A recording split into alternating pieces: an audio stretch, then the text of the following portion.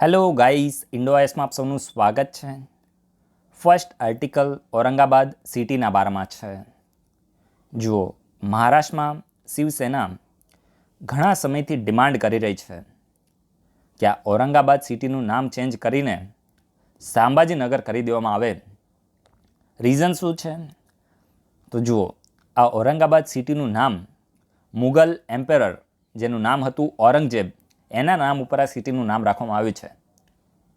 હવે જુઓ, આ ઔરંગઝેબે શું કર્યું હતું? ઔરંગઝેબે શિવાજી મહારાજના પુત્ર જેમનું નામ હતું સાંબાજી મહારાજ, તો એમનું કતલ કરી નાખ્યું હતું. બહુ જ ઇમ્પોર્ટન્ટ છે, ફરીથી બોલું છું, જે ઔરંગાબાદ સિટી છે એનું નામ ઔરંગઝેબ ઉપર, જે મુગલ એમ્પેરર હતો એના નામ ઉપર રાખવામાં આવ્યું છે. અને આ ઔરંગઝેબે શિવાજી મહારાજના પુત્ર જેમનું નામ હતું સાંબાજી મહારાજ, તો એમનું કતલ કરી નાખ્યું હતું. અને એટલા જ માટે શિવસેના આ સિટીના નામનો વિરોધ કરી રહી છે કે ભાઈ, આ ઔરંગઝેબે આપણા મરાઠીઓના લીડર જેમનું નામ હતું સાંબાજી મહારાજ, એનું કતલ કરી નાખ્યું હતું. તેમ છતાં વ્યક્તિના નામ ઉપર સિટીનું નામ શા માટે આપણે રાખ્યું છે? આપણામાં આટલી બુદ્ધિ શા માટે નથી? અને એટલા જ માટે આ લોકો ડિમાન્ડ કરી રહ્યા છે કે આનું નામ ઔરંગાબાદ નહીં, સાંબાજીનગર હોવું જોઈએ. આ પ્રકારની ડિમાન્ડ શિવસેના કરી રહી છે અને ઘણા સમયથી ડિમાન્ડ છે તો ચાલુ છે. અને અત્યારે છેલ્લા કેટલાક દિવસથી આ ડિમાન્ડ ફરીથી રીસર્ફેસ થઈ છે અને ઘણી બધી પોલિટિકલ કોન્ટ્રોવર્સી પણ જોવા મળી છે.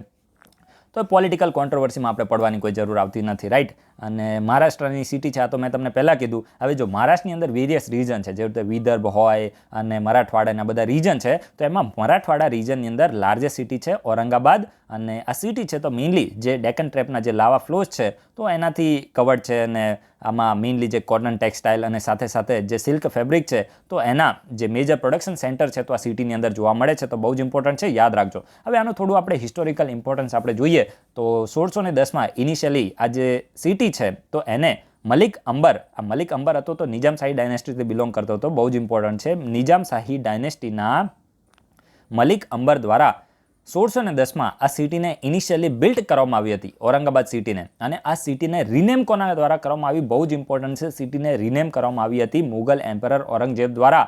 મુગલ એમ્પરર ઔરંગઝેબ દ્વારા આ સિટીને રિનેમ કરવામાં આવી હતી, એટલે કે એનું નામ બદલીને ઔરંગાબાદ કરવામાં આવ્યું હતું. And he made it the capital of the Deccan region of the Mughal empire, એટલે કે મુગલ એમ્પાયરનું જે ડેકન રીજન હતું તો એનું કેપિટલ ઔરંગાબાદ સિટીને કોના દ્વારા કરવામાં આવ્યું હતું? તો ઔરંગઝેબ દ્વારા કરવામાં આવ્યું હતું. ખબર પડી ને?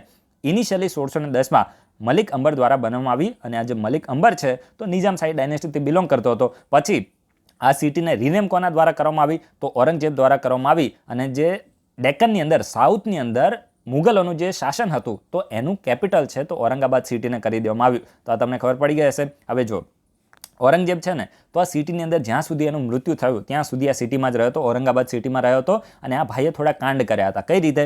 તો શિવાજી મહારાજના જે પુત્ર હતા સાંબાજી મહારાજ, તો એમનું કતલ કરી નાખ્યું હતું, કિલ્ડ, સમજી ગયા? તો એમનું કતલ કરી નાખ્યું હતું. અને આ જ મેઇન રીઝન છે કે ભાઈ આ વ્યક્તિના નામ ઉપર સિટી આપણે શા માટે રાખી છે. અને આ ઔરંગાબાદ સિટી છે તો આનું હિસ્ટોરિકલ ઇમ્પોર્ટન્સ એટલા માટે વધારે છે કે તમે અહીંયા જુઓ, જે અજંતાની કેવ્સ છે, ઇલોરાની કેવ્સ છે, તો એ મેઇનલી ઔરંગાબાદ સિટીની આઉટસ્કર્ટ્સમાં, એટલે કે જે બાહ્ય વિસ્તાર છે તો એની અંદર અજંતા અને ઇલોરાની જે ગુફાઓ છે તો જોવા મળે છે. અને આ બંને યુનેસ્કોની વર્લ્ડ હેરિટેજ સાઇટ છે. 1983થી વર્લ્ડ હેરિટેજ સાઇટનો ટેગ છે તો બંને ગુફાઓને મળેલો છે. અને આ સિટીને સિટી ઓફ ગેટ્સ તરીકે પણ ઓળખવામાં આવે છે. ગેટ્સ એટલે સમજો ને દરવાજા. આમાં આ સિટીની અંદર લગભગ 52 જેટલા દરવાજાઓ આવેલા છે, 52 જેટલા ગેટ્સ આવેલા છે. અને એટલા જ માટે આ સિટીને સિટી ઓફ ગેટ્સ તરીકે પણ ઓળખવામાં આવે છે. બહુ જ ઇમ્પોર્ટન્ટ ફેક્ટ છે. વન ડે ટાઈપ જીપીએસસીમાં ફાલતુ લેવલના ક્વેશ્ચનો આવે છે તો પ્રકારના ક્વેશ્ચનો મે બી બની જાય તો તમારે યાદ રાખવાનું છે. બાકી જો ક્વેશ્ચન આવશે યુપીએસસીમાં તો થોડો ડિટેલમાં ક્વેશ્ચન પૂછવામાં આવશે અને એની માટે આપણે ઇન્ફોર્મેશન લઈ લીધી છે, રાઈટ? તો આ સિટી વિશે આપણે ઇન્ફોર્મેશન લીધી ને. હવે હું તમને આની સાથે લિંક કરીને એક સારો એવો ક્વેશ્ચન પૂછું છું હૈદરાબાદ સિટી વિશે. આ હૈદરાબાદ સિટી વિશે મેં તમને દેખો અપના દેશ વેબિનાર સિરીઝ વિશે જ્યારે આર્ટિકલ ડિસ્કસ કરાયો તો ત્યારે મેં તમને હૈદરાબાદ સિટી વિશે ડિટેલમાં ઇન્ફોર્મેશન આપી હતી કે ભાઈ આ સિટી ઉપર એક વેબિનાર ઓર્ગેનાઇઝ થયો અને ત્યારે મેં તમને બધી ઇન્ફોર્મેશન આપી. તો આજે તમારી ફરજ બને છે કે તમારે એનું રિવિઝન કરવું જોઈએ. તમારી માટે એનું રિવિઝન કરવું જોઈએ. વિડીયોના કમેન્ટ બોક્સમાં આન્સર લખો, પાર્ટિસિપેટ કરો અને સાથે સાથે તમારી નોટ્સની અંદર નોટ ડાઉન કરો. જો ત્યારે તમે નોટ ડાઉન ના કર્યું હોય અને જો ત્યારે નોટ ડાઉન કરી દીધું હોય તો આજે કરવાનું નથી. ત્યાં આજે તમારે એમાંથી રિવિઝન કરવાનું છે, પણ કમેન્ટ બોક્સમાં જરૂર લખવાનું છે. તો તમારે થોડું પાર્ટિસિપેટ કરવું પડશે, રાઈટ? એના પછી જે નેક્સ્ટ આર્ટિકલ છે તો સોલિડારિટી એન્ડ સ્ટેબિલિટી ડીલના બારામાં છે. હવે જો આ ટોપિક ઉપરથી ક્વેશ્ચન બનશે ને તો એટલો જ ક્વેશ્ચન બનશે કે સોલિડારિટી એન્ડ સ્ટેબિલિટી ડીલ રિસન્ટલી ન્યૂઝમાં હતી, તો આ કયા રિજનની અંદર આને સાઇન કરવામાં આવ્યું છે? તો ગલ્ફ રિજનની અંદર. ગલ્ફ કન્ટ્રીઝ, તમે ગલ્ફ કોઓપરેશન કાઉન્સિલનું નામ સાંભળ્યું ને, GCC, ગલ્ફ કોઓપરેશન કાઉન્સિલ આપણે જેને શોર્ટમાં કહીએ, તો આ જે ગલ્ફ કન્ટ્રીઝ છે તો એની વચ્ચે સોલિડારિટી એન્ડ સ્ટેબિલિટી ડીલ છે તો એ સાઇન થઈ છે. હવે બધી એક વખત ફરીથી બધી ગલ્ફ કન્ટ્રીઝ છે તો સાથે આવી છે. તો જો સૌથી પહેલાં તો હું તમને આ ગલ્ફ રિજનમાં કઈ કઈ કન્ટ્રીઝ આવે ને એ હું તમને કહું, એટલે થોડો માહોલ બનાવીને ઇન્ફોર્મેશન આપું, પછી તમને મજા આવશે કે આ ડીલ શું છે, રાઈટ? તો જો જે ગલ્ફ રિજન છે ને તો એમાં મેઇનલી સાઉદી અરેબિયા આવે છે, ઓમાન આવે છે, UAE આવે છે, કતર આવે છે, બહેરીન છે અને કુવૈત સિટી. તો આટલી કન્ટ્રીઝ છે તો ગલ્ફ રિજનની અંદર આવે છે, રાઈટ? હવે આ બધી કન્ટ્રીઝ છે ને તો આમાં એક પહેલાં યુનિટી જોવા મળતી હતી ને આ બધી કન્ટ્રીઝ સાથે મળીને જે ગલ્ફ કોઓપરેશન કાઉન્સિલ GCC છે તો એને 1981માં સેટઅપ પણ કર્યું હતું, રાઈટ? હવે જો આમાં થયું કેવું કે આ બધી કન્ટ્રીઝ છે ને તો આ સુન્ની કન્ટ્રી છે. આ બધી કન્ટ્રી સુન્ની કન્ટ્રી છે. હવે તમને ખબર છે કે જે ગલ્ફ રિજન છે તો એમાં શિયા અને સુન્ની છે તો બંનેનો ડિસ્પ્યુટ જોવા મળે છે. હવે જો વિશ્વની મેજર મુસ્લિમ કન્ટ્રીઝ છે ને તો એ કેવી કન્ટ્રીઝ છે? તો સુન્ની કન્ટ્રીઝ છે. જે પાકિસ્તાન છે તો એ પણ સુન્ની કન્ટ્રીઝ છે, રાઈટ? સાઉદી અરેબિયા અને બાકી મેજોરિટી કન્ટ્રી છે તો સુન્ની કન્ટ્રી જોવા મળે છે, ટર્કી ના બધું.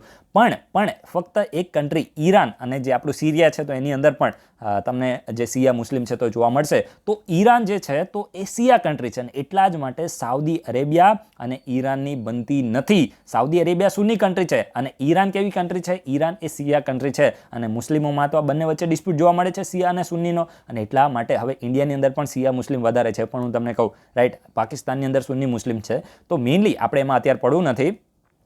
આ બંને કન્ટ્રીઝ છે શિયા અને સુન્નીનો ડિસ્પ્યુટ જોવા મળે છે ગલ્ફ રિજનની અંદર. એના સિવાય જે ગલ્ફ રિજન છે તો એની અંદર જે ડોમિનન્સને એસ્ટાબ્લિશ કોને કરવું છે? તો સાઉદી અરેબિયા અને ઈરાન બંને ગલ્ફ રિજનની અંદર એકબીજાનો ડોમિનન્સ છે તો એને એસ્ટાબ્લિશ કરવું છે. આ બોલે કે ભાઈ આ રિજનનો હું દાદા છું, સાઉદી અરેબિયા બોલે કે આ રિજન છે તો એનો હું દાદા છું, ઈરાન બોલે કે આ રિજનનો હું દાદા છું. અને એટલા માટે રિજનની અંદર ડોમિનન્સ એસ્ટાબ્લિશ કરવા માટે પણ બંને વચ્ચે રાઇવલરી જોવા મળે છે. બંને એકબીજાને મોટા દુશ્મનો માને છે, રાઈટ? સાઉદી અરેબિયા ક્યારેય આગળ એવું ચાહતું નથી કે ઈરાન છે તો એ ક્યારેય આગળ વધે, સમજી ગયા? અને એટલા જ માટે રાઇવલરી જોવા મળે છે. હવે આ ગલ્ફ રિજન છે ને તો એની અંદર આમ તો બધા જે ભાઈ તરીકે કામ કરતા હતા, રાઈટ? પણ જે કતર છે તો થોડી વાયડાઈ કરતું હતું, સમજી ગયા? જે સાઉદી અરેબિયા છે તો એને એવું લાગ્યું કે કતર ક્યાંક ને ક્યાંક ઈરાનની નજીક જઈ રહ્યું છે અને એટલા માટે સાઉદી અરેબિયાના ઓર્ડરથી બધી જે કન્ટ્રી છે તો એને શું કર્યું? કતર સાથે પોતાના રિલેશન છે તો એને ખતમ કરી દીધા. 2017માં આવું થયું. જો જે કતર છે ને તો એ ધીરે ધીરે ઈરાનની નજીકમાં જઈ રહ્યું હતું અને એટલા માટે સાઉદી અરેબિયાને પસંદ ના આવ્યું અને મેઇનલી ગલ્ફ કન્ટ્રીઝ છે તો એના દ્વારા આરોપ એવો લગાવવામાં આવ્યો કે આ કતર શું કરી રહ્યું છે? ધીરે ધીરે ઈરાનની નજીક જઈ રહ્યું છે અને જે પણ ટેરરિસ્ટ હોય આ બધાને ફંડિંગ કરી રહ્યું છે કતર, રાઈટ? તો આ પ્રકારના આરોપ કતર ઉપર લગાવવામાં આવ્યા અને કતર બોલે કે ભાઈ હું તો સાવ ભોળો છું, આ તમે બધા મારી પર ખોટો આરોપ લગાવો છો, મને એનાથી કાંઈ ફરક પડતો નથી. તો જે કતર હતું તો એ આ ગલ્ફ રિજનથી થોડું અલગ થઈ ગયું અને બંને વચ્ચે જે પણ ટ્રેડ રિલેશન ને ઇવન એકબીજા ઉપરથી જે ફ્લાઇટો ને આ બધું જતું હોય એ પણ બંધ કરી દીધું અને રિલેશન એકબીજા સાથે ખતમ કરી દીધા હતા. પરંતુ અત્યારે ફરીથી પાછા આ લોકોને બુદ્ધિ આવી ગઈ છે, થોડી બદામ ખાધી હશે, જે ખાધું હોય તો આ લોકોની બુદ્ધિ આવી છે અને હવે બોલે કે આપણે છે ને બધા ઝઘડો બંધ કરીએ, બધા પાછા ભેગા મળી જઈએ અને અમારે ઈરાનથી કોઈ લેવા દેવા નથી અને આપણે બધા સાથે મળીને આગળ વધીએ. સમજી ગયા કે ભાઈ આ રિજનની અંદર આપણે સોલિડારિટી એટલે કે ભાઈચારો અને સ્ટેબિલિટી છે તો એને આપણે શું કરીએ? મેન્ટેન કરીએ. એટલા માટે આ સોલિડારિટી અને સ્ટેબિલિટી ડીલ છે તો એને ગલ્ફ કન્ટ્રીઝ વચ્ચે સાઇન કરવામાં આવી છે. તો આ તમને ખબર પડી ને કે હવે કતર જે બહાર થઈ ગયું હતું ગલ્ફ રિજનમાંથી તો એ બધા હવે પાછા એમને બુદ્ધિ આવી ગઈ છે અને સાથે મળીને વડાપાઉં ખાઈ લીધા છે, પાર્ટી કરી લીધી છે અને એક થઈ ગયા છે અને હવે બોલે કે ભાઈ અમારે ઈરાન સાથેના બધામાં કંઈ પડવું નથી અને ધીરે ધીરે હવે જે પણ રિલેશન હતા તો પાછા પાટા ઉપર ચડાવી દીધા છે. તો આ જે વસ્તુ મેં તમને કીધી એ જ વસ્તુ અહીંયા લખેલી છે. હવે જો કતર છે ને તો ઇન્ડિયા માટે પણ ખૂબ જ ઇમ્પોર્ટન્ટ છે, રાઈટ? તો ઇન્ડિયા અને કતરના રિલેશન વિશે કંઈ પણ લખવાનું આવે તો ત્યારે પણ તમને ખબર હોવી જોઈએ ને. તો કતર છે તો વર્લ્ડનું બિગેસ્ટ સપ્લાયર ઓફ LNG છે, લિક્વિફાઈડ નેચરલ ગેસ જેને આપણે કહીએ. ઇમ્પોર્ટન્ટ ફેક્ટ છે, યાદ રાખજો. વિશ્વમાં સૌથી વધારે લિક્વિફાઈડ નેચરલ ગેસનું સપ્લાય કોણ કરે છે? તો કતર કરે છે, રાઈટ? ભલે નાની કન્ટ્રી સાઇઝમાં નાની છે પણ વિશ્વમાં સૌથી વધારે LNGનું સપ્લાય છે તો કતર દ્વારા કરવામાં આવે છે. અને જે ઇન્ડિયા છે તો એની 90% નેચરલ ગેસની ડિમાન્ડ કોના દ્વારા ફૂલફિલ કરવામાં આવે છે? તો કતર દ્વારા કરવામાં આવે છે. બહુ જ ઇમ્પોર્ટન્ટ ફેક્ટ છે. ઇન્ડિયાની 90% નેચરલ ગેસની ડિમાન્ડ કોણ ફૂલફિલ કરે છે? કતર ફૂલફિલ કરે છે. અને એટલા જ માટે આ ગલ્ફ રિજનની અંદર સ્ટેબિલિટી અને પીસ હોય એ આપણી માટે ખૂબ જ જરૂરી છે. આપણી માટે નહીં, વિશ્વ માટે. કારણ કે યાર આ રિજન છે ને, તો મેઇન તમે જુઓ કે ઓઇલની જે સપ્લાય વિશ્વમાં થાય આ ખૂબ જ જરૂરી છે. કારણ કે જો ઓઇલના પ્રાઇસ વધે તો એની ડાયરેક્ટ ઇમ્પેક્ટ વિશ્વની ઇકોનોમી ઉપર જોવા મળે છે. અને ત્યારે પછી લોકો એકબીજાની સરકારોને ગાળો બોલે કે ભાઈ આને તો આ કર્યું. એમાં શું હોય, બુદ્ધિ ના હોય એ લોકો આ બધું કર્યા જ રાખે. સમજી ગયા? એને આ બધી ખબર ના પડે કે ભાઈ ઇન્ટરનેશનલ લેવલ ઉપર જે પણ થતું હોય એની ઇમ્પેક્ટ. હવે માની લો કે આ ગલ્ફ રિજન છે ને, એની અંદર આપણે હાઇપોથેટિકલ એક્ઝામ્પલ લઈએ કે યુદ્ધ થઈ જાય. સમજી ગયા? ઈરાન અને સાઉદી અરેબિયા છે તો આનું યુદ્ધ થઈ જાય. સમજી ગયા? અને આ પરિસ્થિતિની અંદર શું થાય કે જ્યારે યુદ્ધ થાય તો રિજનની અંદર ઇન્સ્ટેબિલિટી હોય તો પછી શું થાય કે ઓઇલના પ્રાઇસ ઓટોમેટિકલી વધવાના જ, કારણ કે ઓઇલનું પ્રોડક્શન ઓછું થઈ જાય અને એટલા માટે ઓઇલના પ્રાઇસ વધી જાય. અને આ પ્રકારે પછી શું થાય, ઇન્ટરનેશનલ માર્કેટમાં ઓઇલના પ્રાઇસ વધે તો એની ઇમ્પેક્ટ ડાયરેક્ટ વિશ્વની ઇકોનોમી ઉપર વધે. સમજી ગયા? ઇન્ફ્લેશન વધી જાય, આ બધું થાય અને ત્યારે લોકો પછી એકબીજાને ગાળો દે, આ સરકારને ગાળો આપે, ઓપોઝિશન પાર્ટી વિરોધ કરીને. આપણા પણ હવે યસ્ટરડે છે ને, મને એક કોઈનો મેસેજ આવ્યો હતો, હવે હશે કોઈ છોકરો કે છોકરી એ ખબર નહીં, તો એના દ્વારા એવું કહેવામાં આવ્યું કે ભાઈ તમે છે ને જેટલા પણ રિપોર્ટ ને આ બધું હોય એમાં ભારતને ક્રિટિસાઇઝ કરવામાં આવે તો એને તમે ડાયરેક્ટ શા માટે ખારીજ કરી દો છો ને આમ ને તેમને બધી પોલિટિકલ વાતો કરીને. એટલો મને ગુસ્સો આવ્યો હતો ને, હું બ્લોક કરી નાખે, પણ આ તો ના કર્યું. સમજી ગયા? ભાઈ હશે ત્યારે મેં કીધું સારું ભાઈ એવું હશે, રાઈટ. હવે આમાં કેવું હોય, થોડી બુદ્ધિથી કામ કરવાનું. જ્યારે પણ રિપોર્ટ ને આ બધું આવતું હોય ને, હવે આમાં તમે એક વસ્તુ માનજો, કોઈ પણ સરકાર હોય ને, એનો કોઈ પણ નીતિ આયોગ હોય કે આ બધા દ્વારા જે પણ રિપોર્ટને પ્રેઝન્ટ કરવામાં આવે ને, ભારતનું ટ્રુ પિક્ચર ક્યારેય આપતા નથી. એ જસ્ટ ખાલી છે ને કોઈ પણ પર્ટિક્યુલર એરિયાનો સર્વે કરે. આ બધા છે ને ધ્રુવ રાઠીના બધાના ફોલોવર છે. હું તમને ફેક્ટ કહું છું, જે ગઈકાલે મેસેજ આવ્યો ને મને ખબર પડી કે આ ધ્રુવ રાઠીવાળા છે.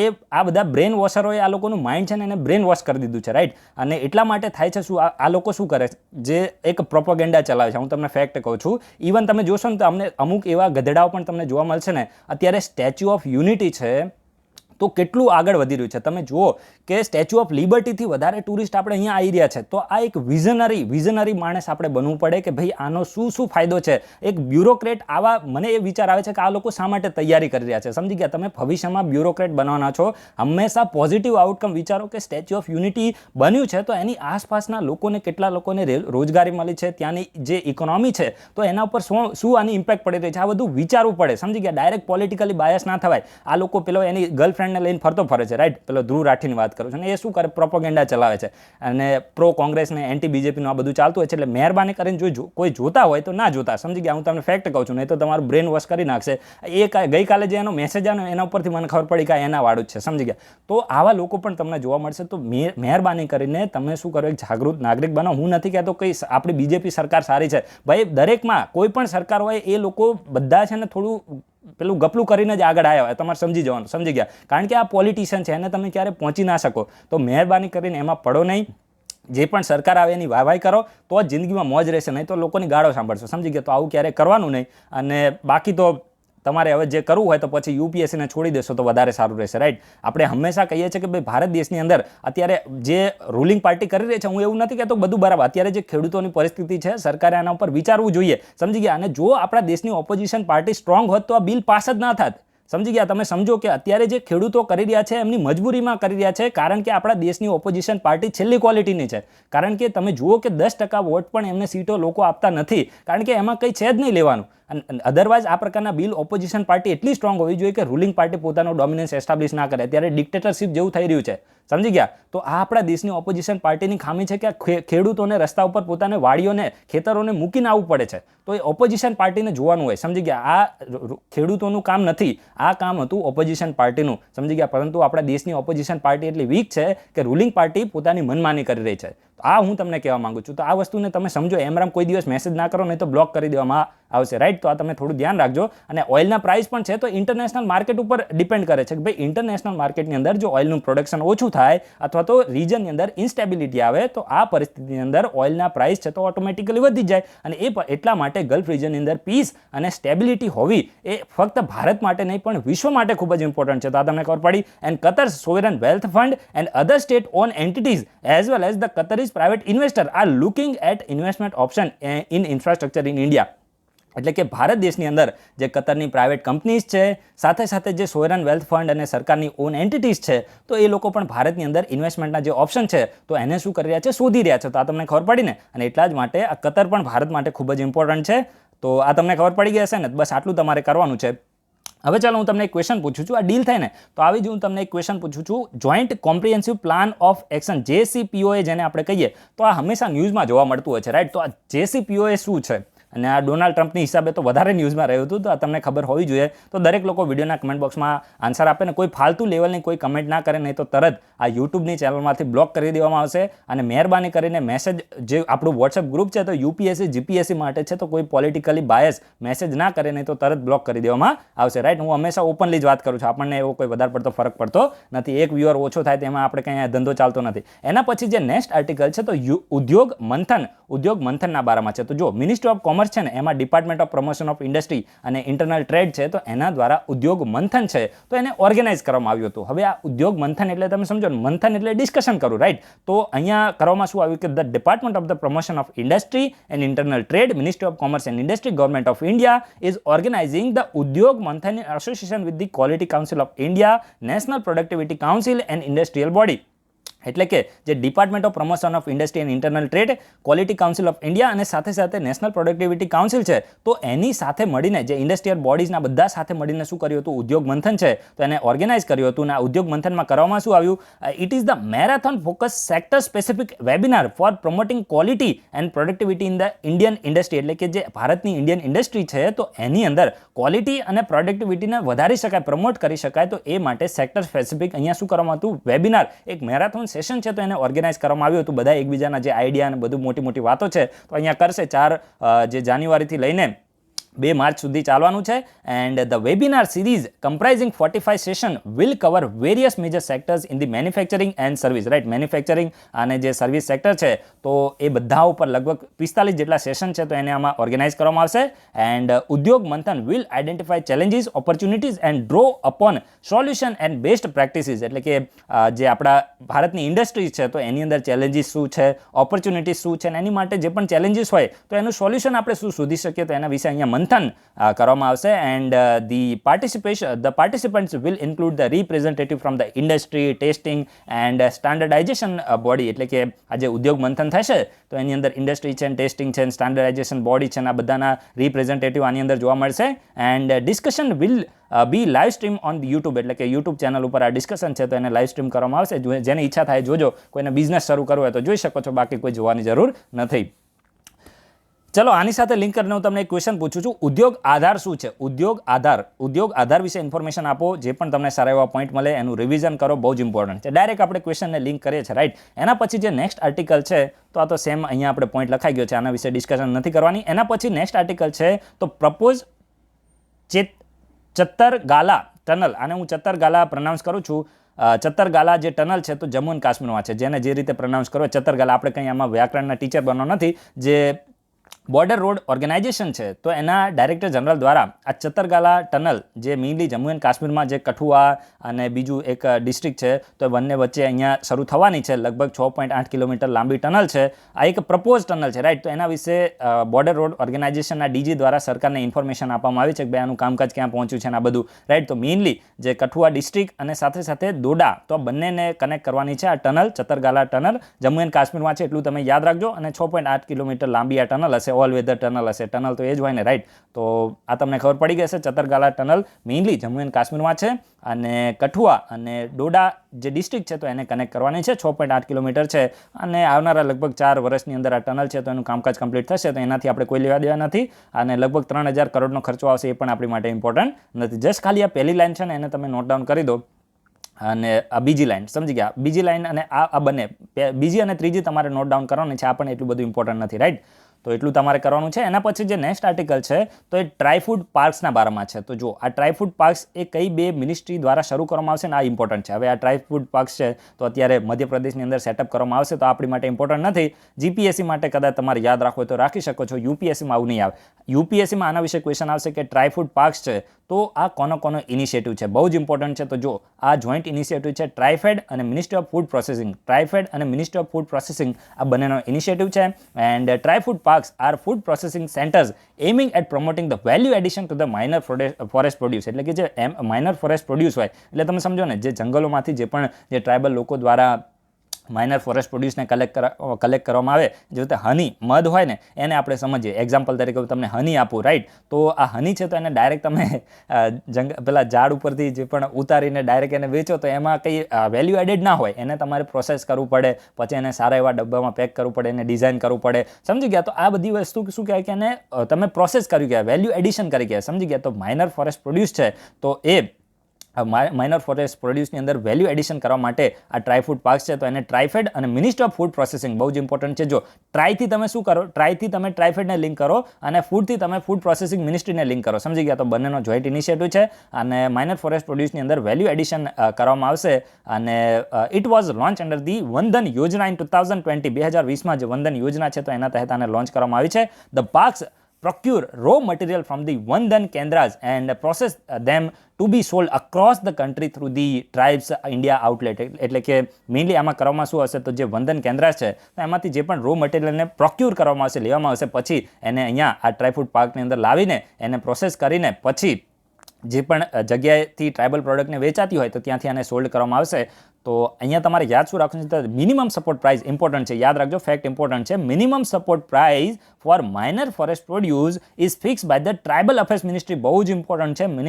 જે મિનિમમ સપોર્ટ પ્રાઇસ છે ફોર માઇનર ફોરેસ્ટ પ્રોડ્યુસ આ કોના દ્વારા ફિક્સ કરવામાં આવે છે? તો એ ટ્રાઇબલ અફેર્સ મિનિસ્ટ્રી દ્વારા એને ફિક્સ કરવામાં આવે છે અને એને દર 3 વર્ષે એને રિવાઇઝ કરવામાં આવે છે, રાઈટ?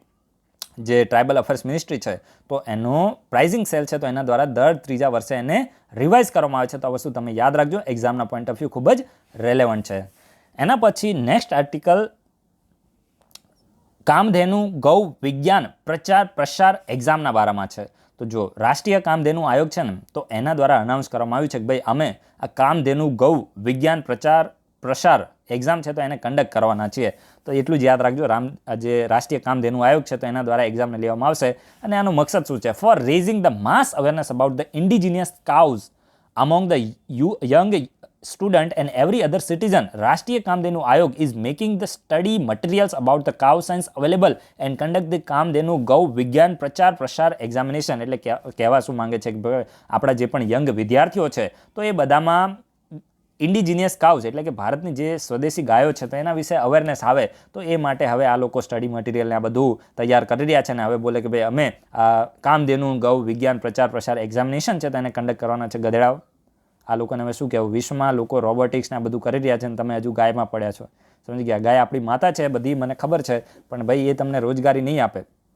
સમજી ગયા? આપણે દૂધ તો હવે નથી, ચલો આમાં વધારે ડિસ્કશન નથી કર્યું. એટલે આમાં પાછા બીજે પ્રો બીજેપી વાળાને પાછા વિડીયો મેસેજ ચાલુ થશે. એટલે આમાં આપણે પડવું જ નથી. કામધેનુ ગૌ વિજ્ઞાન પ્રચાર પ્રસાર exam will be an online exam to be conducted throughout the country on 25th February 2021. એટલે કે 25મી ફેબ્રુઆરી 2021 ઓનલાઈન એક્ઝામ છે તો એને કન્ડક્ટ કરવામાં આવશે સમગ્ર ભારતની અંદર. અને દર વર્ષે જે એન્યુઅલ બેઝિસ ઉપર આ એક્ઝામ છે તો ફ્યુચરમાં પણ થવાની છે. ફાલતુ છે. રાષ્ટ્રીય કામધેનુ આયોગ છે, ઇમ્પોર્ટન્ટ છે. તો જો રાષ્ટ્રીય કામધેનુ આયોગ છે તો હાઈ પાવર્ડ પરમનન્ટ બોડી છે and constituted by the government of India for the conservation, preservation, protection and development of the cows and their progenies and for giving direction for the cattle development program. એટલે કહેવા શું માંગે છે ભાઈ ભારતની અંદર જે પણ ઇન્ડિજિનિયસ કાઉઝ ને આ બધું જોવા મળે છે, ગાયોના બધાના કન્ઝર્વેશન ને પ્રિઝર્વેશન ને પ્રોટેક્શન ને ડેવલપમેન્ટ આ બધું કરવા માટે, સાથે સાથે જે કેટલ ડેવલપમેન્ટ પ્રોગ્રામ હોય તો એના માટે ડાયરેક્શન આપવા માટે અને મોટી મોટી વાતો કરવા માટે આ કામધેનુ આયોગ છે તો એને બનાવવામાં આવ્યું છે.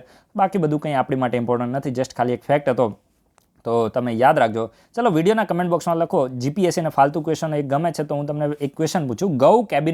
ગૌ કેબિનેટ છે તો એ કયા રાજ્ય દ્વારા બનાવવામાં આવી હતી? આમ તો લેવલ 12નો ક્વેશ્ચન છે, પણ હવે આવા ક્વેશ્ચનો આવે છે તો કોઈ તૈયારી કરતા હોય નુકસાન ના થવું જોઈએ. આપણે આ ઇન્ડોઆઈએસમાં ઓલરેડી ડિસ્કસ કરેલું છે ગૌ કેબિનેટ વિશે. તો વિડીયોના કમેન્ટ બોક્સમાં દરેક લોકો પાર્ટિસિપેટ કરે. વિડીયોને આપણે કમ્પ્લીટ કરી દઈએ. હજી ફરીથી રિમાઇન્ડ કરું છું, કોઈ પણ ફાલતુ લેવલની કમેન્ટ અથવા તો મેસેજ છે તો આ બધું ક્યારે પણ એડમિનને કરવું નહીં તો તરત નંબરને બ્લોક કરી દેવામાં આવશે. આનાથી વધારે હવે ફરીથી નહીં કહેવામાં આવે, right? So guys, thanks for watching. તમારા બધાનો દિવસ શુભ જાય.